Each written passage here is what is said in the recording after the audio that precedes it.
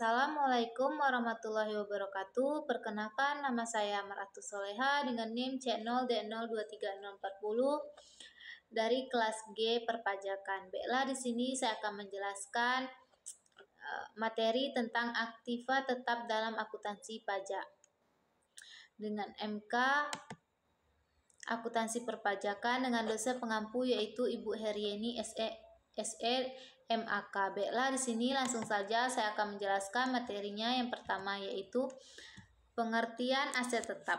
Menurut PSAK 16, aset tetap adalah aset berwujud yang digunakan dalam kegiatan produksi atau penyediaan barang dan atau jasa maupun direntalkan kepada pihak lain dan diharapkan untuk digunakan lebih dari 1 tahun. Nilai aset tetap akan berkurang akibat dari penggunaan dalam operasional perusahaan. Penurunan tersebut dialokasikan sebagai beban penyusutan aset tetap yang dicatat setiap akhir tahun periode akuntansi. Aset tetap adalah aset berwujud yang diperoleh dalam bentuk siap pakai atau dibangun lebih dahulu, yang digunakan dalam operasi perusahaan, tidak dimaksudkan untuk dijual dalam rangka kegiatan normal perusahaan dan mempunyai masa manfaat lebih dari 1 tahun kecuali tanah. Kedua, materi berikutnya yaitu aset-aset yang dimiliki perusahaan dapat berupa tanah, bangunan, mesin, kendaraan, atau alat-alat kantor lainnya. Ditinjau dari umur aset tetap atau tingkat kekekalan dapat dibedakan menjadi 3 golongan, yaitu yang pertama seperti aset tetap dengan masa manfaat tidak terbatas. Dalam hal ini berupa tanah atau lahan yang digunakan sebagai tempat kedudukan, bangunan atau tempat pertanian atau perkebunan. Terhadap aset dengan masa manfaat tidak terbatas tidak dilakukan penyusutan atas harga perolehannya. Yang kedua yaitu seperti aset tetap dengan masa manfaat terbatas dan dapat digunakan dengan aset lainnya. Dalam hal masa manfaat aset tersebut telah habis, maka untuk menggantikan fungsional dari aset tersebut dapat diganti dengan aset lainnya yang masih memiliki masa manfaat lebih lama. Contohnya seperti mesin, kendaraan, dan lain semacamnya. Yang ketiga yaitu aset tetap dengan masa manfaat terbatas tetapi tidak dapat digantikan dengan aset lainnya. Termasuk ke dalam kelompok ini seperti sumber daya alam seperti tambang, batu bara, mineral, dan lainnya sebagainya. Sumber daya alam ini akan habis melalui kegiatan eksploitasi yang dilakukan. Materi berikutnya yaitu ditinjau dari mobilitasnya, aset tetap dibedakan menjadi 2 golongan, yaitu seperti yang pertama yaitu aset tetap berwujud, termasuk di dalamnya mesin, kendaraan, alat kantor. Aset tetap berwujud dapat dipindahkan dan memiliki wujud fisik. Yang kedua yaitu aset tetap berwujud tidak bergerak, dalam artian aset tersebut tidak dapat dipindah-pindahkan fisiknya seperti tanah, bangunan. Aset tetap tidak berwujud termasuk di dalamnya hak cipta, hak paten, merek dagang, dan lain sebagainya. Jenis-jenis aset tetap yaitu seperti aktiva tetap berwujud. Aktiva tetap berwujud adalah aktiva yang memiliki bentuk fisik. Aktiva ini dapat dilihat dan disentuh. Contohnya aktiva tetap berwujud seperti tanah. Tanah adalah aset tetap yang tidak mengalami penyusutan. 2 yaitu gedung dan bangunan. Gedung dan bangunan adalah aset tetap yang digunakan untuk kegiatan operasional perusahaan. Ketiga yaitu mesin dan peralatan. Mesin dan peralatan adalah aset tetap yang digunakan dalam proses produksi barang atau jasa. Yang keempat seperti kendaraan. Kendaraan adalah aset tetap yang digunakan untuk mendukung kegiatan operasional perusahaan seperti distribusi barang atau jasa kendaraan. Yang kedua yaitu aktiva tetap tidak berwujud. Aktiva tetap tidak berwujud adalah aktiva yang tidak memiliki bentuk fisik. Meskipun tidak dapat dilihat atau disentuh, aktiva ini memiliki nilai ekonomi yang dapat memberikan manfaat kepada perusahaan. Contoh aktiva tetap tidak berwujud seperti hak paten. Hak paten adalah hak eksklusif yang diberikan kepada penemu atau penghasil, penggunaan, dan penjual.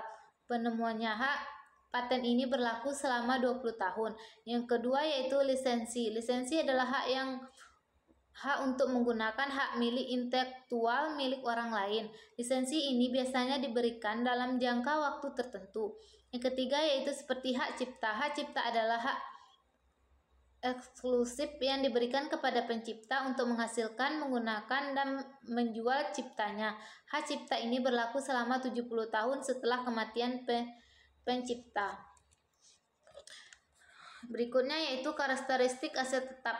Yang pertama yaitu seperti digunakan dalam operasi perusahaan. Aset tetap diperoleh dengan tujuan untuk digunakan dalam operasi perusahaan. Aktiva ini bukanlah aset yang dibeli untuk dijual. Yang kedua, seperti memiliki umur ekonomis yang panjang. Selain itu, aset tetap memiliki umur ekonomis yang panjang, biasanya lebih dari setahun. Umur ekonomis ini merujuk pada periode waktu di mana aset tetap dapat memberikan manfaat ekonomis kepada perusahaan. Yang ketiga, seperti mengalami penyusutan. Kebanyakan aset tetap mengalami penyusutan yang merupakan penurunan nilai aktiva seiring dengan waktu dan penggunaannya. Berikutnya yaitu macam-macam tarif penyusutan aset tetap dan pembagian kelompok. Yang pertama seperti bukan bangunan, itu seperti kelompok 1 yaitu masa manfaatnya 4 tahun, tarif penyusutan metode garis lurusnya 25% dan tarif penyusutan metode saldo menurun 50%. Yang kedua yaitu kelompok 2 itu 8 tahun, tarifnya 12,5% dan tarif penyusutan metode saldo menurunnya 25%. Kelompok 3 yaitu tahunnya 16 tahun, tarif penyusutan metode garis lurusnya 6,25% dan tarif metode saldo menurun 12,5%. Sedangkan kelompok 4 yaitu 20 tahun, tarif garis lurusnya 5% dan tarif saldo menurunnya 10%. Dan bukan bangunan itu seperti permanen yaitu 20 tahun dan tarifnya 5% dan tidak permanen 10 tahun yaitu tarifnya 10%. Bela yang berikutnya itu metode penyusutan aset tetap. Yang pertama yaitu metode garis lurus. Adalah metode paling sederhana dan paling sering digunakan. Dalam metode ini nilai penyusutan dihitung dengan membagi harta perolehan dengan umur ekonomis aset tetap. 2 yaitu metode saldo menurun, yaitu metode yang menghitung penyusutan dengan tingkat yang lebih tinggi pada tahun-tahun awal dan lebih rendah pada tahun berikutnya. Yang ketiga yaitu metode unit produksi, yaitu metode yang menghitung penyusutan berdasarkan jumlah produksi atau penggunaan aktiva. Materi berikutnya yaitu klasifikasi aset tetap. Yang pertama seperti mempunyai masa manfaat lebih dari 12 bulan. Yang kedua yaitu biaya perolehan aset dapat diukur secara handal. Yang ketiga seperti tidak dimaksud untuk dijual dalam operasi norma entitas. Yang keempat atau yang terakhir yaitu besar kemungkinan manfaat ekonomis di masa depan berkenaan dengan aset tersebut akan mengalir ke entitas. Materi berikutnya yaitu perlakuan pajak pada aset tetap. Yang pertama yaitu pajak penghasilan atau PPH, yaitu penyusutan aktiva tetap diakui sebagai pengurangan laba kena pajak dalam perhitungan PPH badan dan PPH pasal 25. Yang kedua yaitu pajak pertambahan nilai atau PPN, yaitu pembelian aktiva tetap yang dikenakan PPN dapat dikreditkan sebagai pajak masukan. Yang ketiga atau yang terakhir yaitu pajak bumi dan bangunan atau PBB, yaitu aktiva tetap berupa tanah dan bangunan dikenakan PBB. Yang terakhir yaitu contoh soal. Yang pertama contoh soal, dengan soalnya gedung dibeli pada tanggal 1 Januari 2000 tahun 2000 dengan harga 60 juta rupiah. Entitas masa manfaat gedung tersebut menurut akuntansi adalah 30 tahun, sedangkan menurut pajak adalah 20 tahun. Jurnal yang dibuat oleh perusahaan untuk mencatat beban penyusutan gedung tersebut pada tahun 2011 adalah sebagai berikut.